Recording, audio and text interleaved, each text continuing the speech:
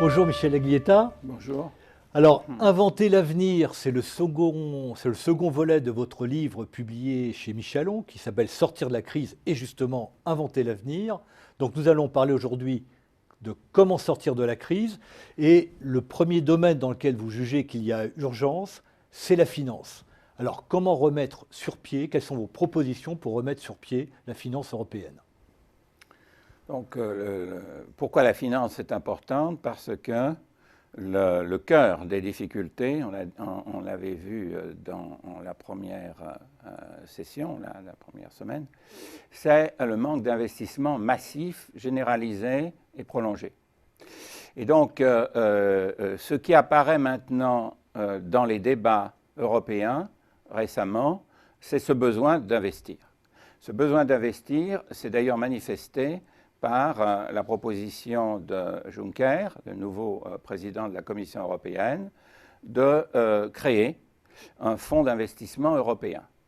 Donc, car une partie des investissements qui sont requis sont des investissements publics. Mais le point important... On ne peut pas se reposer sur le financement des banques traditionnelles. Alors, on ne peut pas se reposer sur le financement des banques traditionnelles parce que le système bancaire rencontre des contraintes qui sont indispensables, hein, de façon à ce qu'il soit moins instable qu'il ne l'a été. Et ces réglementations financières vont inciter les banques à une prudence et à des limites, en quelque sorte, dans le processus. Le deuxième élément, c'est que les investisseurs institutionnels jouent un rôle crucial si on regarde la capacité d'épargne. Car on vit dans un univers qui n'est pas celui de manque d'épargne, mais au contraire d'une énorme d'épargne oisive. Donc ce qu'il faut, c'est un système financier qui mobilise l'épargne. Mais vous voyez, il ne peut le faire que si une vision du long terme apparaît commune aux investisseurs et apparaît comme étant susceptible de permettre des choix d'allocation de cette épargne sur le long terme.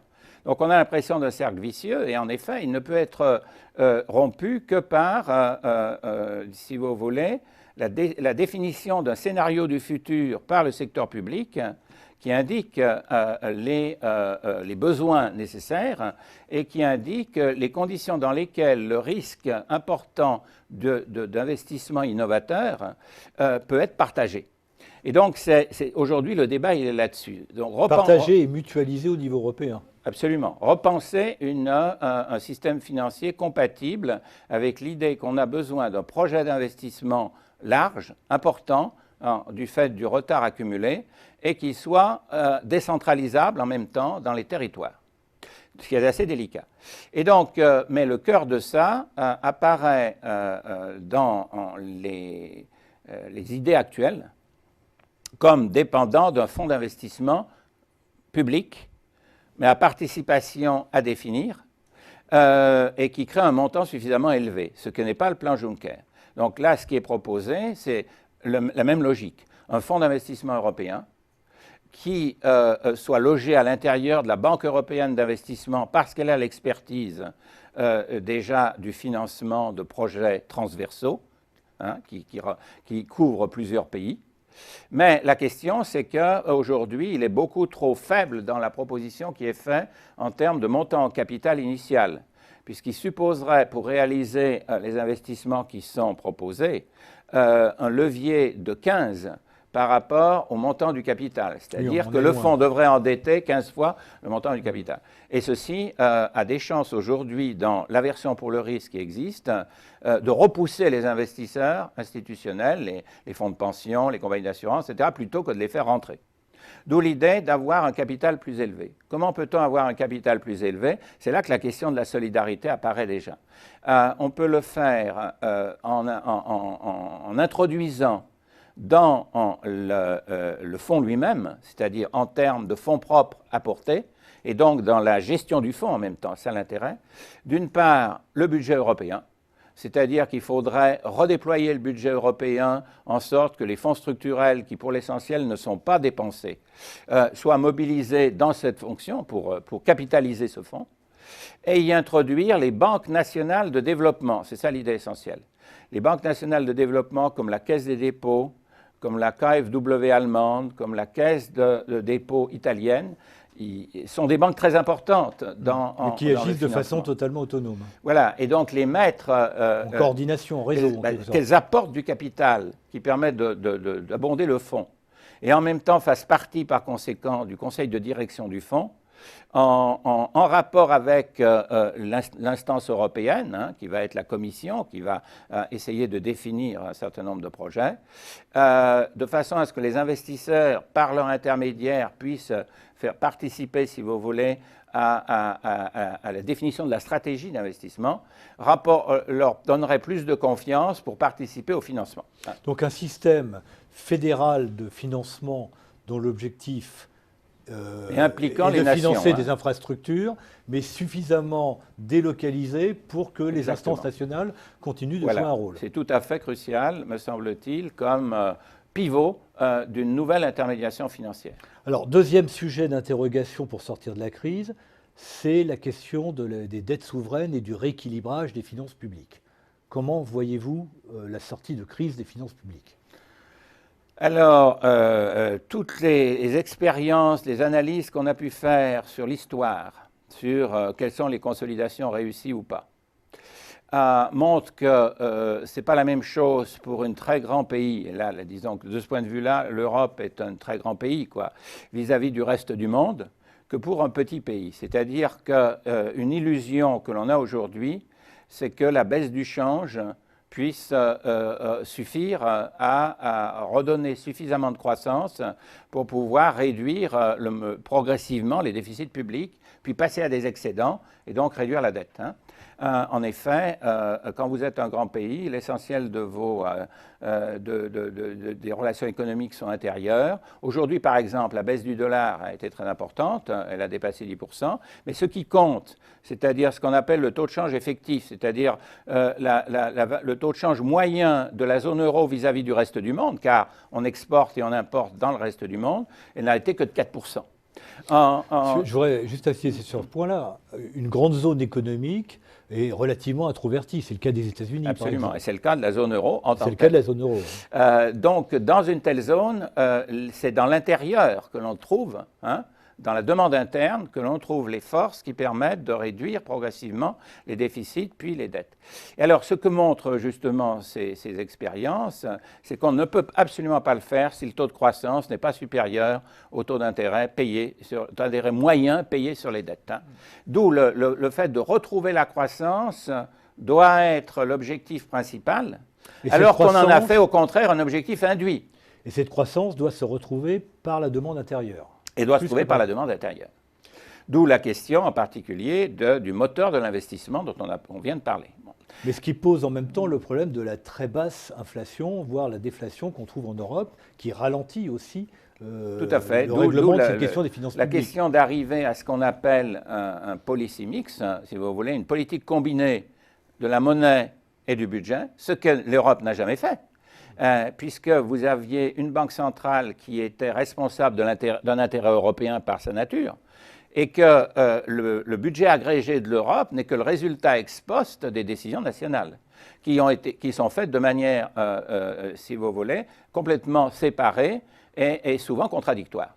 Donc c'est ça qu'il faut modifier, c'est-à-dire qu'il faut avancer dans ce qu'on appelle l'union budgétaire. Alors justement, c'est le troisième volet, cette union budgétaire, cette politique budgétaire européenne, comment la voyez-vous? Le budget européen est aujourd'hui extrêmement faible, si on le compare au budget fédéral américain. Donc le budget européen est faible et la somme des budgets nationaux n'est pas définie de manière coopérative. Donc l'idée, c'est de faire avancer la coopération dans les politiques budgétaires nationales. L'augmentation du budget européen peut renvoyer à l'investissement. Je fais cet incident là-dessus. C'est-à-dire qu'on pourrait envisager pour rendre plus solide le fonds d'investissement européen et en même temps pour avancer dans la logique d'unification de l'Europe, dire que le Parlement européen acquiert une capacité de lever l'impôt pour une taxe qui peut être une taxe carbone si on décide d'aller dans le sens d'une politique d'efficacité énergétique, qui peut être une taxe sur les transactions financières, mais qui l'abonde. Donc ça, c'est une première idée. Mais le point important, c'est la coordination entre les politiques nationales, puisque l'essentiel du budget, évidemment, c'est la somme des budgets nationaux. Coordination plutôt que synchronisation, ce qui est le cas à l'heure actuelle. Coordination plutôt que règles automatiques arbitraires à supporter. Car ce dont on s'est aperçu, c'est que ces règles étaient contre-productives. C'est-à-dire qu'il y a eu des avancées en Europe, qui sont la notion de semestre européen. C'est-à-dire qu'on a défini une procédure dans laquelle les pays dialoguent avec la Commission européenne pour définir un programme de stabilité à moyen terme, c'est-à-dire qu'elle se donne une trajectoire, à respecter dans leur budget. Et ensuite, leur budget annuel doit s'ajuster le plus possible sur cette trajectoire. Ça, c'est quelque chose de positif. Sauf que dans la mesure où cette trajectoire n'est pas contingente à la situation macroéconomique, la baisse de la croissance qui s'est manifestée depuis 2011 a entraîné le fait qu'il était impossible de respecter les engagements qu'on avait pris.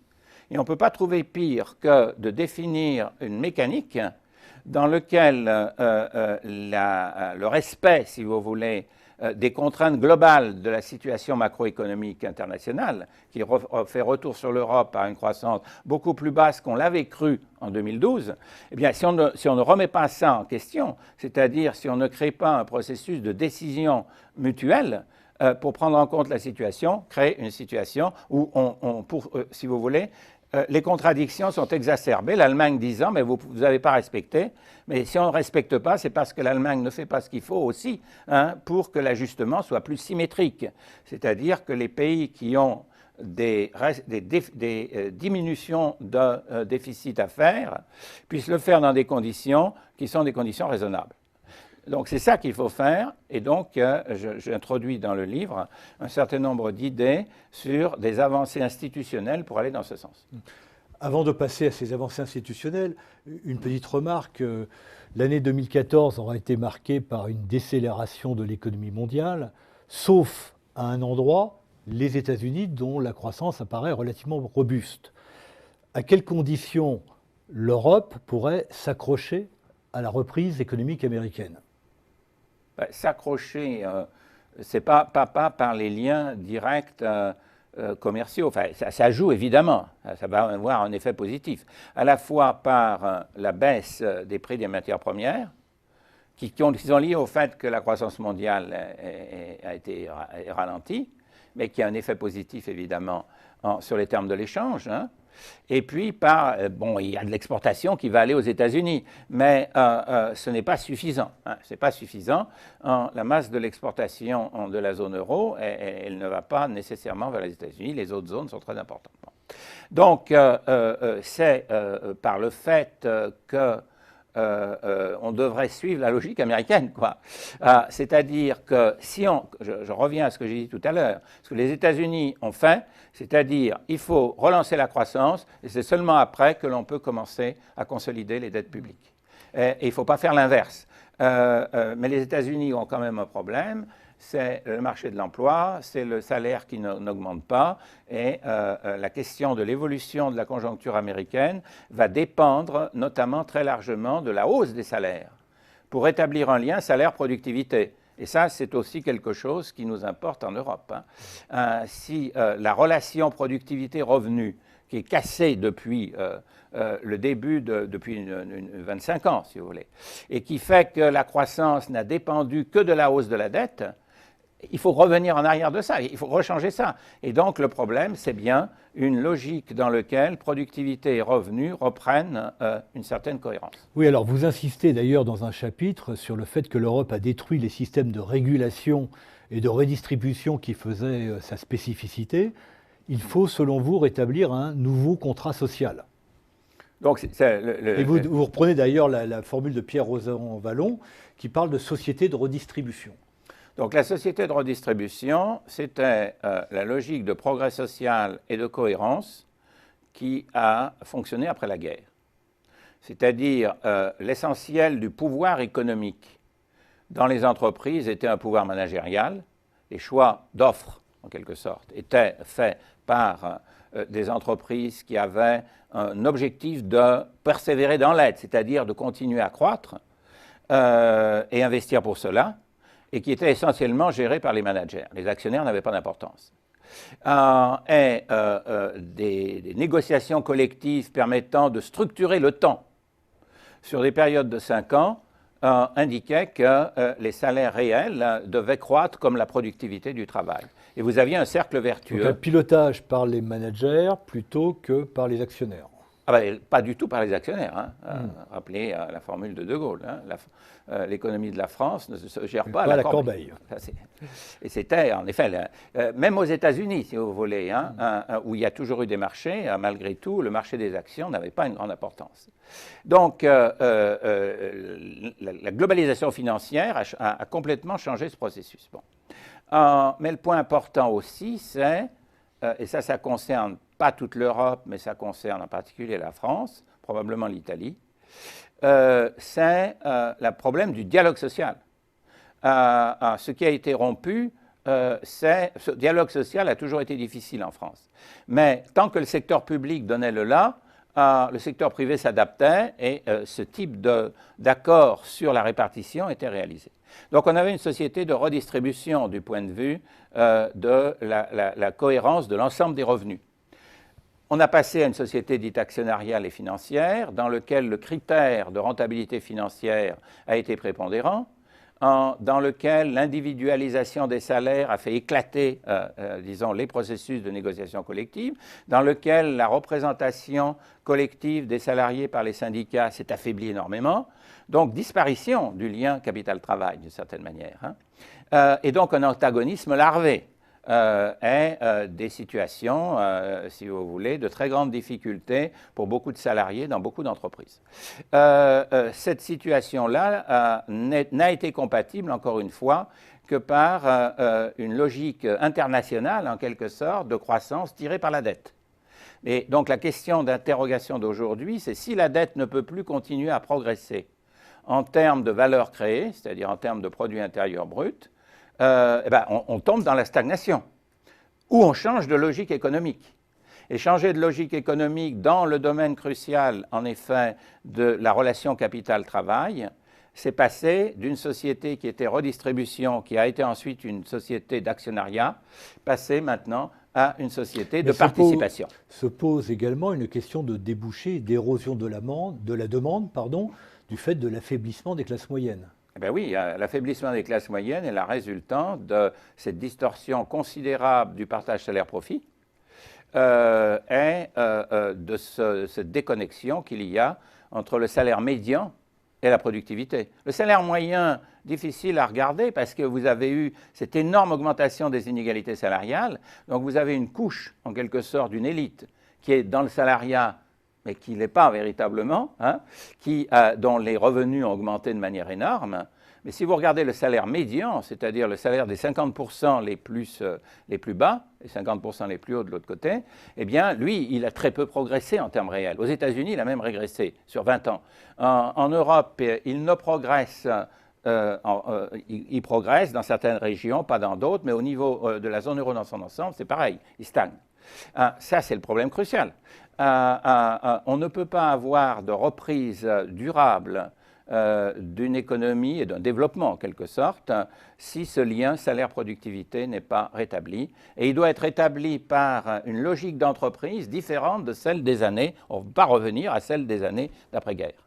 D'où l'idée de participation, en effet, comme le Xerfi le met beaucoup en avant, le capital immatériel devient crucial dans la productivité. Qui dit capital immatériel dit compétences incorporées et compétences qui s'associent ensemble, donc dit complémentarité dans les entreprises, donc dit des acteurs qui sont en fait des parties prenantes à la valeur produite, et il faut créer, si vous voulez, le modèle d'entreprise et le mode de gouvernance qui permet d'institutionnaliser cette réalité. Et c'est ça que j'appelle des entreprises qui sont dans une gouvernance participative. Alors pour conclure, je voudrais mettre l'accent sur un chapitre qui, je le sais, vous tient à cœur. C'est le chapitre consacré aux questions écologiques et climatiques. Et vous voyez la relance de l'investissement et de la croissance en Europe passer par cette transition énergétique. Cette transition énergétique, me semble-t-il, est liée évidemment à la menace mondiale à terme qui est liée à la montée de la température mondiale. Hein, et ça, il y a maintenant une masse énorme de connaissances scientifiques dans ce domaine. Et donc, il faut dire que là, on a une catastrophe future à éviter. Donc, il faudrait avoir l'idée de ce que le philosophe Jean-Pierre Dupuy dit, une attitude de catastrophisme éclairé. C'est-à-dire, il faut penser comme étant en sérieuse la possibilité d'une catastrophe globale qui détruirait en fait profondément l'économie, donc un risque systémique beaucoup plus important qu'un risque systémique financier. Et pour pouvoir, à partir de ce point fixe du futur que l'on veut éviter, mener les politiques qui permettent de l'éviter effectivement. Ce qui veut dire aujourd'hui, en effet, investir massivement dans le domaine de la transition énergétique. J'ajouterais que l'Europe, dans le domaine numérique par exemple, est dominée, très en retard par rapport aux États-Unis et à la Chine. En revanche, dans le domaine qui est lié à l'ensemble climat-énergie, nous avons la possibilité d'un leadership technologique. Car nous sommes plutôt en avance sur les autres. Et la possibilité sont faits dans le domaine numérique comme vous le savez, dans les 10 plus grandes entreprises du monde, vous avez 6 américaines, 3 chinoises et une japonaise, je crois. Mais le jeu est encore ouvert en matière d'énergie. Non, mais on doit, dans le domaine numérique, essayer de tenir, si vous voulez, de rattraper le plus possible. Dans le domaine énergétique, tout est à faire. Hein. La conférence de Paris peut être un point de départ tout à fait important, puisqu'il doit y avoir un accord international pour indiquer quelques voies qui permettent aux pays en développement de rendre compatible, c'est ça qui importe, la transition énergétique et la croissance et leur politique de développement. Et donc, ce qui était indiqué là-dedans, c'est, contrairement à des visions écologiques intégristes, si veut dire, hein, qui ne pensent qu'en termes de décroissance comme solution des problèmes, ce qui est dit là-dedans, c'est voici quelles sont les stratégies de déploiement très large dans tous les secteurs de l'économie d'un souci d'efficacité énergétique et de réduction des gaz à effet de serre. Voilà comment ça permet d'entretenir la croissance future. Donc profiter, tirer parti de ce positionnement de l'Europe dans les industries énergétiques et dans la transition énergétique, c'est la conclusion en quelque sorte de votre dernier livre, Sortir de la crise et inventer l'avenir. Michel Aglietta, je vous remercie. Merci beaucoup.